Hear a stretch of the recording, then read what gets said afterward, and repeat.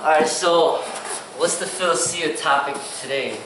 Well, I need your help in answering this topic. It's a very important topic. I see the problem we have in a lot of schools, the ego. And basically, the direct question is, how did you break somebody away from the ego without breaking them? What I mean breaking them, without physically hurting them, because they come in here to the school, we are with a mentality that they're already better than the rest of the students, or they think they're better, and based on the training they have in past history in other schools, they think they're superior than the rest of the students at learning, so they come in with an ego. So how did you break them away from the ego without hurting them physically? Because sometimes you got to prove to them that the style that they might learn or already learned where they came from got weakness. But some of them, they so caught up with the ego that they don't see that. So how do you break them away from the ego without hurting them? I think I've been trying to do that, trying to figure out an effective, safe method of promoting to the society. If you notice, like other sports that are safer, you don't have to hurt them. Like say somebody thinks they're better than you in basketball. Right. When you play them one-on-one and you beat them like 10 times in a row, it's self-explanatory. You know, they're not better. Right. They can still think they're better, but they're not better. But when it comes to like something like boxing or combat sport, you know, you think you're better than Mayweather, and then he says no, you're not, and then you still think you're better, and he ends up beating you down in the ring, and then you get hurt, and then he gets hurt in the process as well. That's the problem with the combat sport.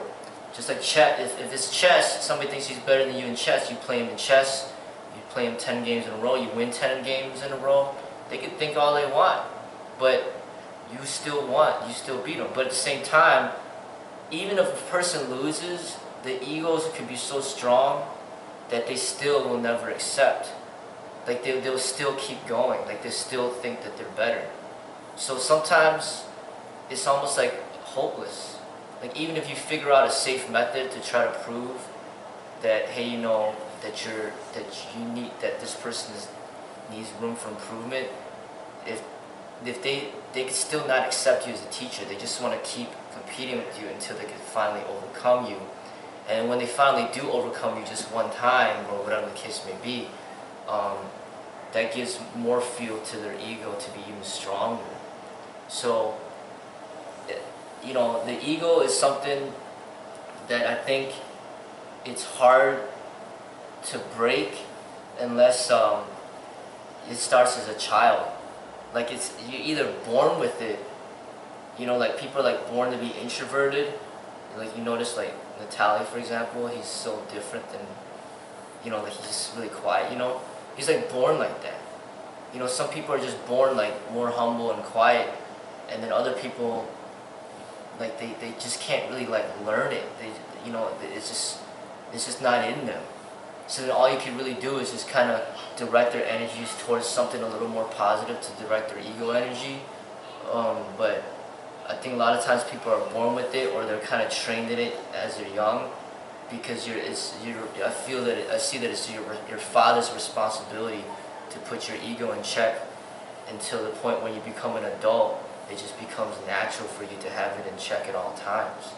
But if your father never put your ego in check, the American society is not structured to basically have anything that really puts it in check or that allows it to be put in check. The teachers are all just like bowing down to the students, and just the teachers aren't allowed to do it in public school. You know, they're not allowed to beat you or anything like that. You know, your own parents aren't even allowed to really beat you, because, you know, then they could get in trouble by the law. You know, the police aren't even allowed to beat you. Yeah, but they're not allowed to. They're not supposed to be beating you. So then when you go to jail, you might get beaten down by the inmates, and then that might put your ego in check. I don't know, but it's like it's a difficult thing. I mean, you go to a martial arts teacher, and you're literally telling if he really needs to beat you up in order to break down your ego, like there's so much risk involved in that. I mean, getting sued and person getting in the hospital and these hospital bills and all this other stuff. There's so much risk in that why would a martial arts teacher even want to take that risk? So I really feel that when people become adults and their ego is not put in check early on, it's a very difficult thing. Like I told you before, it's like trying to have an older person, become more flexible and do the splits when he hasn't been stretching for his whole life. It's gonna, he might not never ever get to the splits. But a child like him, you train him to be flexible young, then he'll be flexible when he gets older. But somebody that's been born and raised to have a strong ego and never gets put in check, I don't know. It's almost like it's such an enormous challenge that you wonder why somebody would even want to even deal with it, because it's not like they're gonna really be getting much out of it. It's just something that I don't really see happening. But I made the other example the other day of how Customato and Mike Tyson. That's an example of like a father and disciple relationship, or a Sifu and disciple relationship, where Customato would put Mike Tyson's ego in check, and Mike Tyson might have been like an aggressor in the ring, but he always you could tell he always respected Customato as somebody that he would like basically always respect as somebody to guide him. And I think that we lack that in the society. There's really no masters out there, really. There's really no Sifus. It's just all coaches, and just coaches and athletes, and then there's no one there to put the athlete in check with their ego. Like the athlete doesn't want to listen to the father because the father's probably not even there, so they don't have no respect they pretty much don't have respect for any authority, really. The coach is just seen as a coach, somebody just there to help them win. But there's no like respect for like real authority out there. People don't respect the police, obviously. Like nobody wants to listen to anybody. So who's there to put anybody's ego in check? And the people that walk in here and say they really think that they're better, like why would I even put myself in a position where I have to prove that they're not better? Like that's not something that would even benefit me, in any way. It's gonna jeopardize everything. So then when somebody comes in and they already think that they're better, in a way you don't really have any other choice but to just tell them that, hey, then find somewhere else to learn that you respect. Find somebody else to learn from that you respect, as a real teacher. Basically just saying that when I go through the hassle and trying to break them or trying to help get them out of their ego, just don't deal with it. Yeah, I mean, it really depends, like, because, I've seen these TV shows where they got like these teenagers that are just out of control, like they disrespect their mothers or whatever, they're out of control, so they send the teenagers to some boot camp training or something like that, and then they're trying to like, in a way, if the teenager's sent to the boot camp and they have no way out of there, then you might be able to force a humbleness. Just like when people go to prison and they're just constantly getting raped and beat up all day, it might force upon a humbleness in them. But in this commercialized society, if the people aren't happy in the train, they're not going to come back the next day. I've lost so many people already.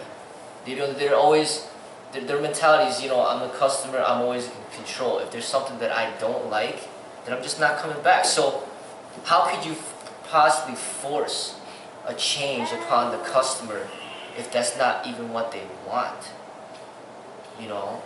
So it's almost like, I've tried it in the past, and then I've seen what happened, and all the energy that's required to try to make it happen, and I'm like, it's not. I'm better off using my energy towards something that's gonna enhance the business, opposed to just like, you know, spoon feeding somebody that's just you know, it's not helping the business grow when you focus all your energies on one person. Right. It's picking up a lot of time. Yeah, it's taking up a lot of time. Yeah. You know, it doesn't make sense to grow a business. But if it's your own child, then you might consider putting that time in because it's your child. But if it's just somebody walking in from the street, it's like me saying, hey, you know, Ben, you're getting used to getting paid $100 an hour, and then all of a sudden this guy comes into the street, he wants to give you $5 an hour. But you're booked with clients that are paying you $100 an hour, and somebody offered you $5 an hour. You're like, I don't got time for this. Right. You know what I'm saying? Mm-hmm. There's so many other people that are paying me more money, having me do less. Why am I, you know what I'm saying? We're always in this world, in this commercial, capitalistic world, to try to get the most money for our time.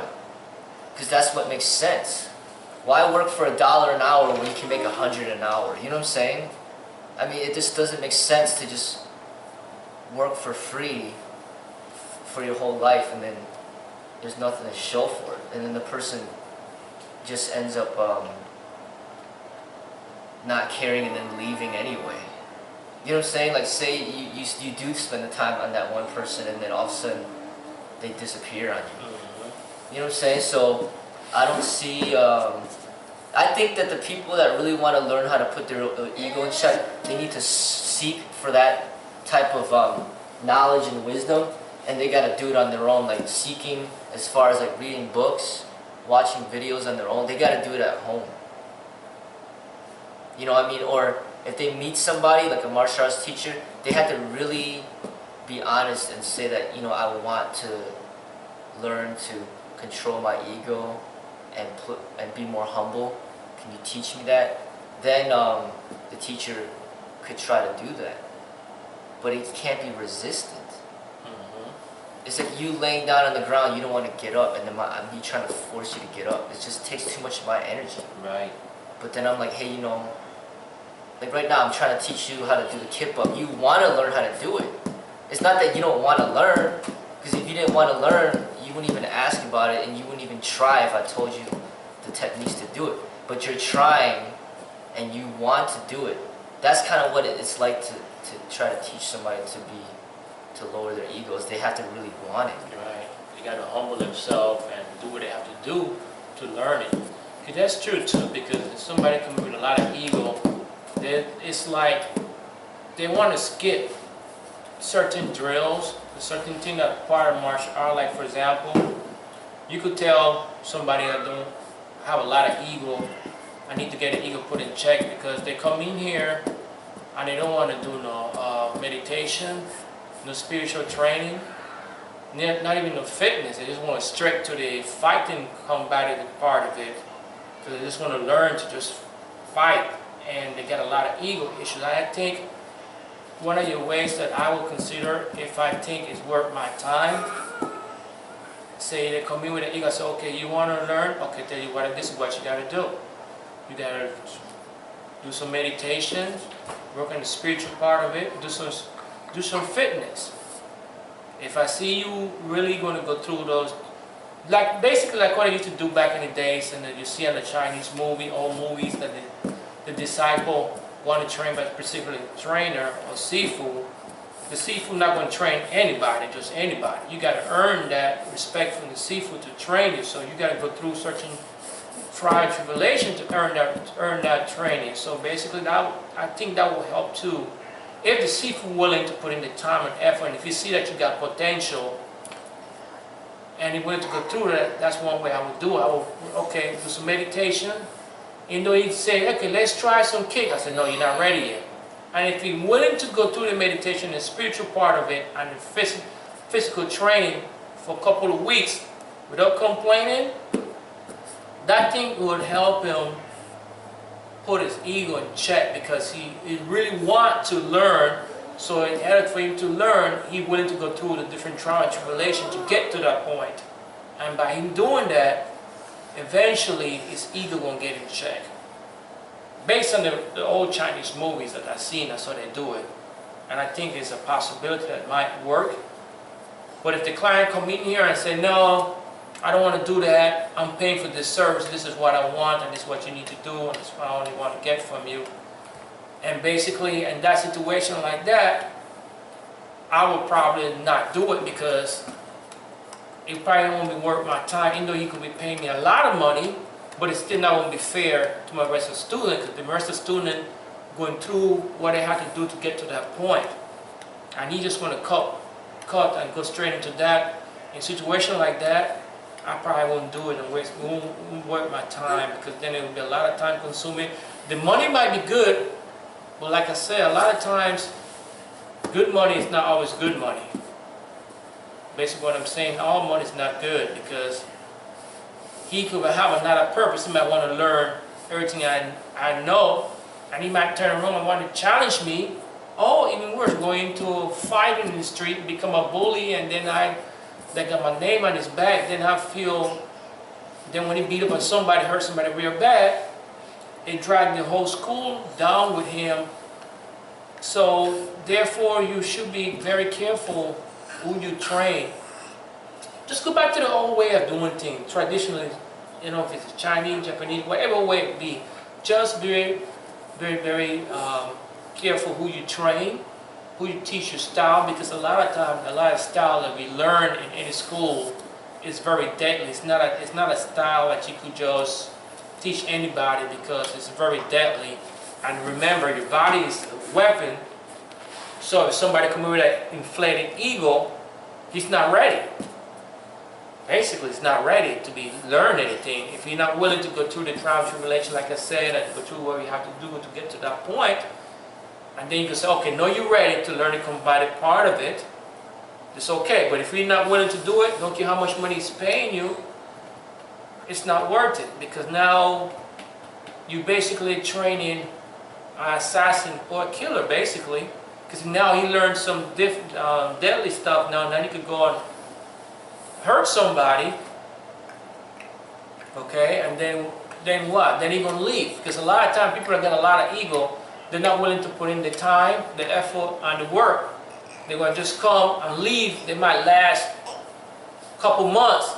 After they learn what they need to learn, then they're gone. And it's not benefiting the school, it's not benefiting the teacher, because he's wasting his time.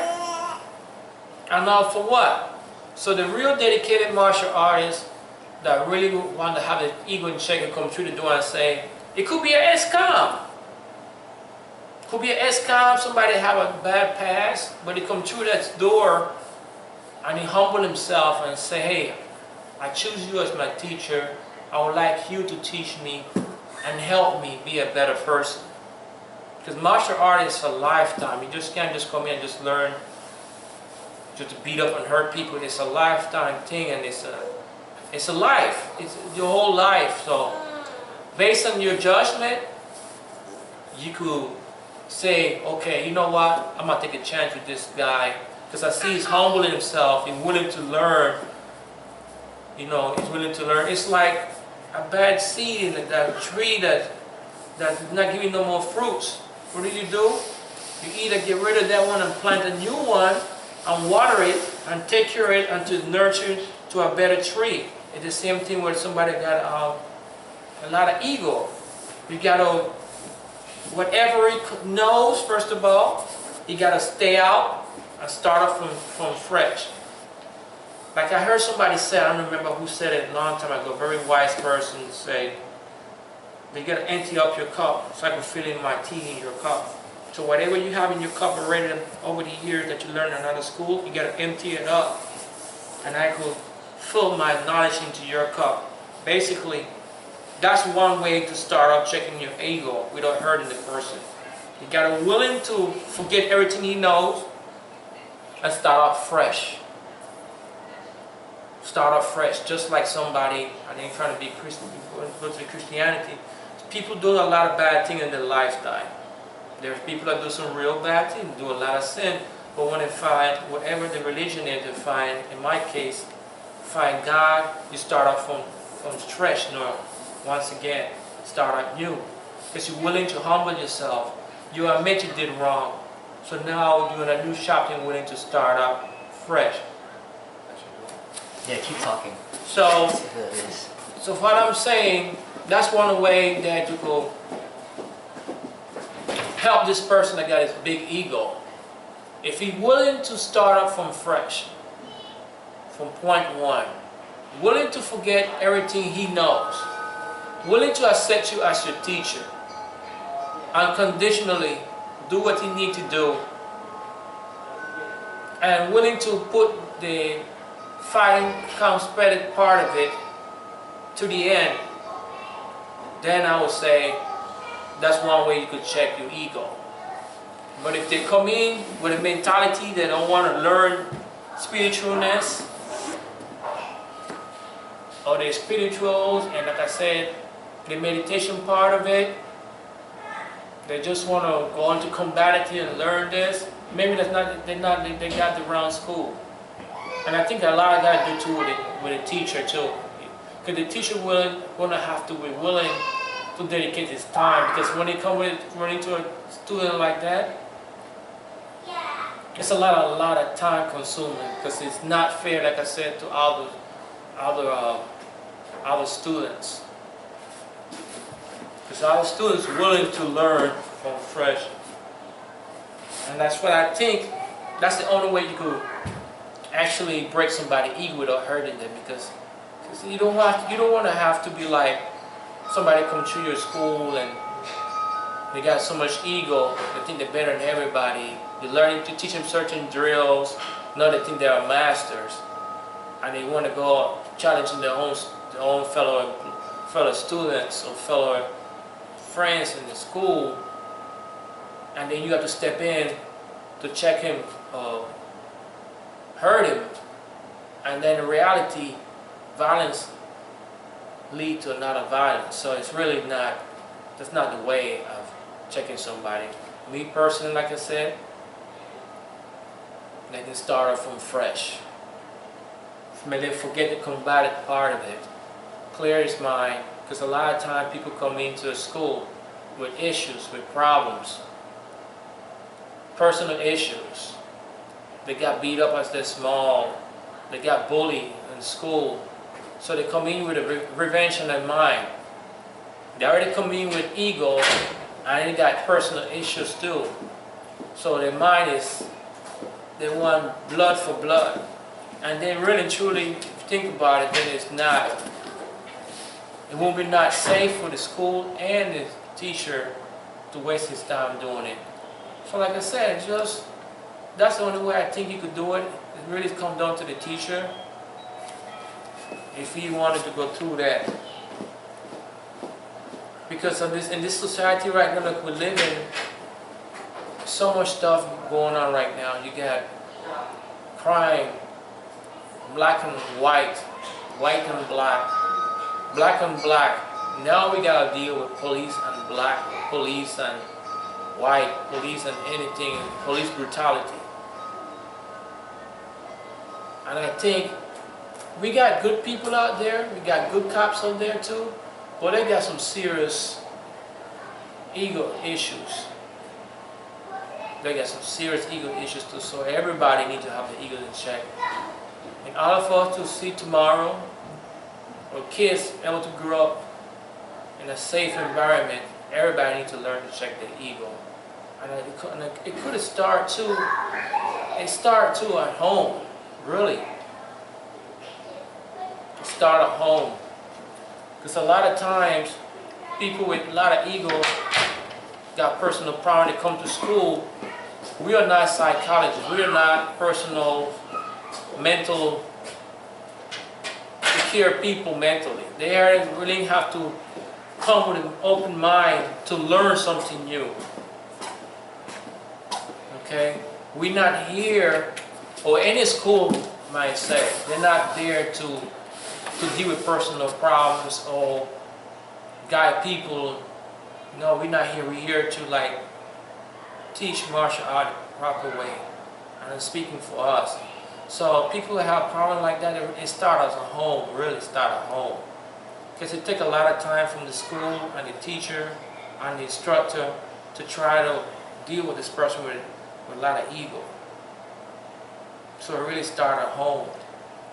And like Sifu said, it started as a kid. If you nurture that person properly, then he will grow up to be a good person. But if you get a lot of issues and you come to school, it's like somebody that I look at it as somebody that got an ego, or not ego, they got a temper. I got a strong temper. I was fighting with his wife, I was fighting with his girlfriend, and then you got two places you want to go that you think you guys should go. A, go to the church and try to seek peaceness, or find a school where you can learn meditation and spiritual, or go to the gun shop and buy a gun. It's no brain. It's no brain what the result should be. Go to somebody, learn spiritual, learn meditation, learn to relax your mind and calm down when you get to that point. Or go to the church. Find a pastor. Talk to the pastor. Maybe he can help you. Keep ego in check. But if you have ego and you got that strong attitude, you don't want to go get no gun. Because that basically, like I believe, to me, guns don't kill people. It's the people kill people. Why? They grab the gun and they shoot the person. So just like when we have this new law, no concealed weapon, the government is actually helping a lot of people, helping a lot of schools to keep their ego in check. Because they got to go through this rigmarole to get the gun and all this other stuff, and if they don't follow the rule or they kill somebody, end up in jail. So the government is stepping in and trying to take care of that. But the problem started is, what did you do? And maybe that's another topic for another time. But what do you do when the people that are supposed to protect us, they got ego problem too? I'm talking like the police. They're the ones supposed to be protecting us from people that got major ego. So now we're in a situation that we're against the wall now.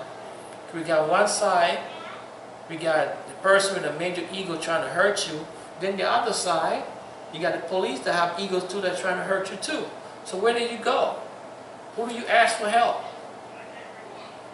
So like I said, is the world we're living in now, everybody got to learn to, instead of pointing fingers, instead of the person or the student coming to school want to learn martial art, he got to be willing to check his own ego.